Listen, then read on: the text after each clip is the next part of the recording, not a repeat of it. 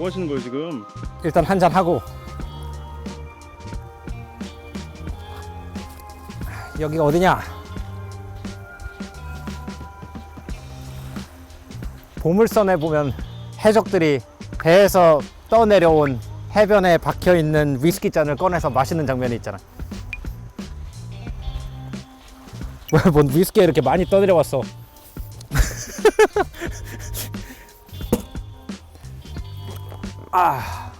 저쪽은 찍으면 안 돼.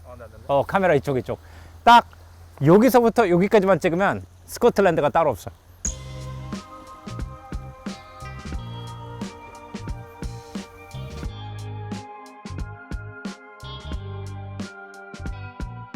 여기가 지금 강원도 삼척의 갈남 해변인데, 나는 우리나라의 여러 군데 중에서 강원도가 제일 좋아.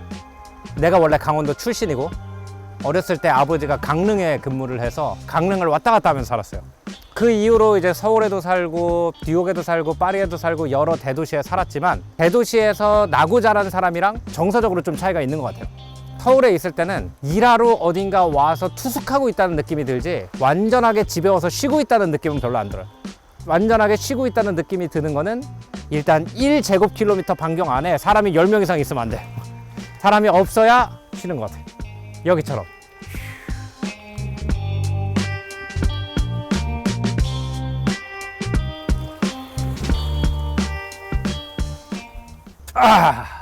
이거 뭐하러 들었어요? 뭔가 좀 더 로빈슨 크루소나 캐스터웨이 느낌을 내기 위해서.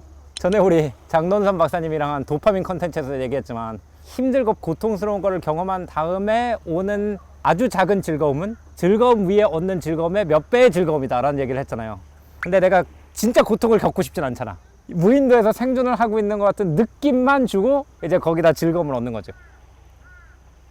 대항해 시대에 가장 영국에서 항해가 어려운 곳 중에 하나가 스코틀랜드이기 때문에 스코틀랜드 출신 선원들이 많았대요. 스카치 위스키를 물처럼 마시는 분들이니까. 만약에 난파를 당했다 그러면은 오크통이 둥둥 떠오겠죠. 생명수처럼 느껴졌을 거라고. 지금 그 느낌을 즐기고 있는.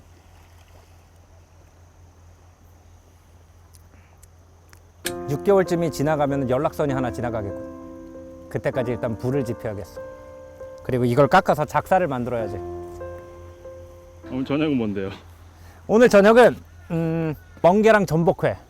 우리가 스코치 위스키에 대해서 컨텐츠를 몇 번 만들었잖아요. 그러면서 조사를 해보다 보니까 정말 멋있는 전통 하나를 찾았어요. 사실 원래 오리지널 스코틀랜드 전통에서는 멍게랑 전복이 아니고 굴이에요. 옛날 스코틀랜드 선원들 이제 막 굴 건질 거 아니에요, 바다에서. 이런 헌팅 나이프를 가지고 굴을 이렇게 긁어내서 먹어요. 이렇게 먹은 다음에 위스키 병을 가지고 와서 굴 껍질에다가 위스키 이렇게 따라. 그 다음에 이걸로 입가심을 쫙 하는 거예요. 그거를 보고, 야, 저거 멋있다. 한국식으로 하면은 어떤 그림이 나올까라고 생각을 하다가, 멍게랑 전복이 나오는 시즌이니까 뭐 굴이랑 어울리면은 멍게 전복이랑도 어울리지 않을까. 그래서 오늘은 멍게 전복 싱글 몰트 페어링.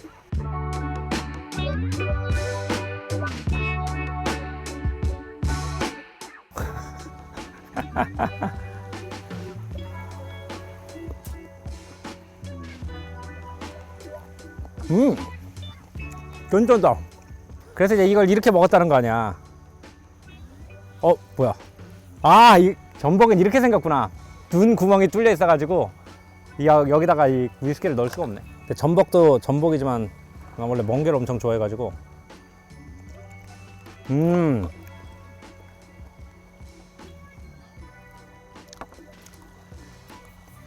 좋다. 저희가 우리 센트럴파크에서 160만 Q&A 찍었을 때 많은 궁금이들이 이런 질문을 해주셨어요. 오히려 많은 나라의 문화를 경험하다 보니까 정체성에 혼란이 온다. 그럼에도 많은 문화를 경험해서 좋다고 하는 이유가 뭐냐. 근데 여러 가지 이유가 있는데 오늘 두 가지 이유를 더 얘기를 해보고 싶어요. 하나는, 사람은 비교 대상이 없으면 가치를 알아보기가 굉장히 어려워요. 자기가 나고 자란 곳을 정확하게 파악하기 위해서는 비교 대상이 필요해요. 대부분의 대한민국 시골에서 태어난 사람의 비교 대상은 서울이에요.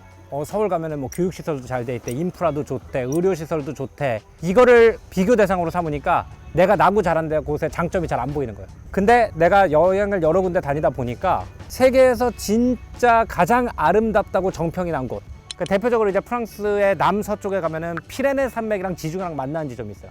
근데 거기를 딱 가면은 뭔가 나한테는 지형이 익숙한 거예요. 한계령에서 양양 쪽으로 내려오는 데랑 지형이 거의 똑같아요. 그러면 이제 강원도에 대해서 다시 생각을 해보게 되는 거죠. 왜 이걸 지금까지 내가 못 봤을까? 그러면서 그 눈으로 강원도를 보면 되게 아름다워 보이는 거예요.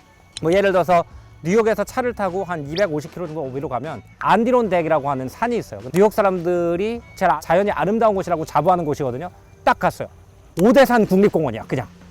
내가 생각할 때 여러 문화를 경험하는 장점 중에 하나는 비교 대상이 생기면서 내가 나고 자란 것에 대해서 좀 더 객관적이고 거의 대부분은 긍정적인 평가를 하게 해준다는 게 있어요. 그리고 두 번째는 뭐냐면은 내가 생각하지 못한 조합을 시도하게 해줘. 그러니까 예를 들어서 우리나라에서 굴을 어떻게 먹어? 김치도 담궈 먹죠. 굴 전도 만들어 먹지. 석화도 먹어요. 근데 프랑스 친구들은 미뇨네 소스라고 하는 양파와 식초로 만든 소스를 올려 먹는단 말이에요. 그리고 우리는 석화를 먹는다. 주로 복분자주나 청어랑 먹었는데 화이트 와인이랑 석화를 먹는다. 그러면 굉장히 어색하게 들리잖아요. 그래서 이런 우리가 전에 생각하지 못한 조합을 가능하게 해준다는 게 있는데, 근데 제가 2013년인가 4년인가에 스코틀랜드에 사는 친구가 자기 헌팅 러지, 사냥을 하기 위해서 만든 조그만 별장 같은 게 많이 있거든요. 거기에 초청을 받아가지고 갔어요. 이제 거기에 가니까 생굴을 위스키랑 먹더라고요. 그래서 그거를 보고 전복이랑 멍게를 위스키랑 먹으면 괜찮겠다. 그러니까 우리는 그냥 고정관념이 있잖아요. 굴이랑 위스키를 먹는 사람들이 있다면, 그리고 그것이 스코틀랜드 쪽에서 몇백 년 된 조합이라면 우리나라의 전복이나 멍게도 위스키랑 먹어도 괜찮지 않을까 해가지고 해보니까 괜찮단 말이에요. 근데 가만 생각해보면은 이게 잘 어울릴 수밖에 없어.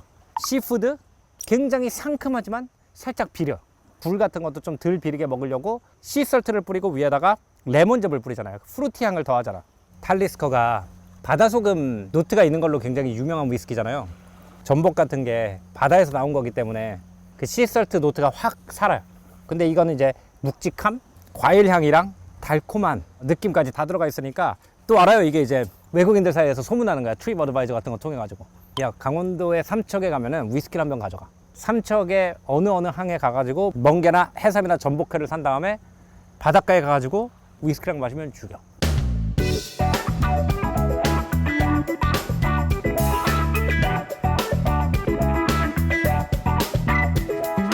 이국적인 분위기에 빠져보겠다 그러면은 스텝 1 소품, 스텝 2 음식, 그 다음에 스텝 3는 그 분위기를 담은 음악이나 문학 작품을 듣거나 읽는 거죠.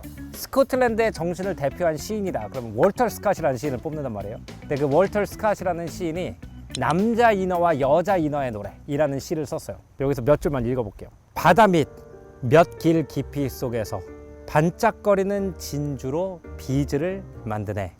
옛날 돌아가신 노르웨이 전사들의 위대한 업적을 노래하면서. 멋있잖아요. 그 노르웨이라는 게 이제 여기서는 바이킹들을 말하겠죠. 파도를 가리지르면서 이 바다에서 노를 젓다가 침몰을 했을 수도 있고, 다른 그 바이킹들과 싸우다가 전사해서 바다에 빠졌을 수도 있고, 그래서 그런 사람들의 얘기를 기억하면서 그들을 기리기 위해서 바닷속에서 진주를 캐서 비드로 목걸이를 만드는 게 바로 우리 인어들이다. 우리는 거친 튤레의 아이들. 튤레라는 것은 이제 북유럽 전설에서 가장 추운 곳을 말하거든요. 바다 아래에 있는 깊은 동굴 속에서 태어났네. 마치 초원에서 새들이 일어나듯이 너와 함께 기쁨을 나누기 위해서 여기에 왔네. 인어들은 바다 밑의 세계와 바다 위의 세계를 왔다 갔다 하잖아요. 그래서 마치 노래하는 새들이 숲속에 있을 때 우리 눈에 안 보이다 숲 위로 확 날아오르면서 노래를 부르면 우리가 기뻐지는 것처럼 바닷속에서 기쁨과 전설을 가지고 바닷속에서 튀어나와서 너희와 그 즐거움을 나누기 위해서 여기에 왔다. 물론 여기는 강원도 삼척이지만 전설의 바다라고 생각하고 독특한 음식 조합을 맛보면서 바닷속의 신비의 세계를 상상을 하는 거, 이런 게 이제 인생에 약간의 그 풍미를 더하는 거 아닐까 생각이 돼요.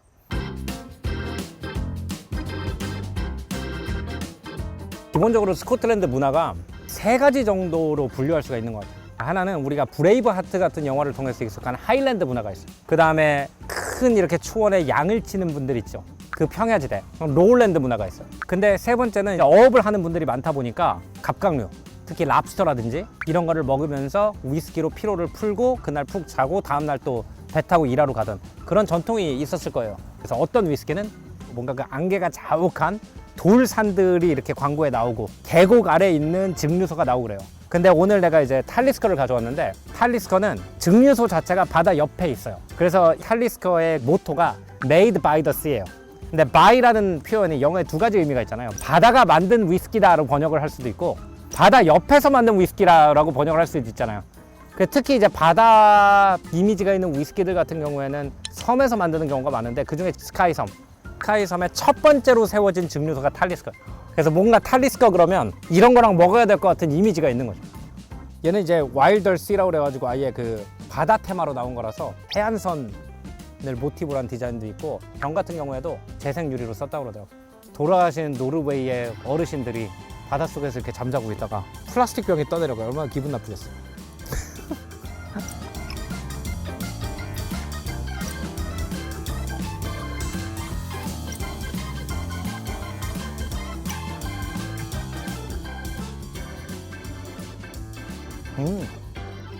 후추가 들어가야 되네. 바다 향을 밸런스를 잡아주는 느낌? 이런 느낌이 확실히 있네. 좋았어.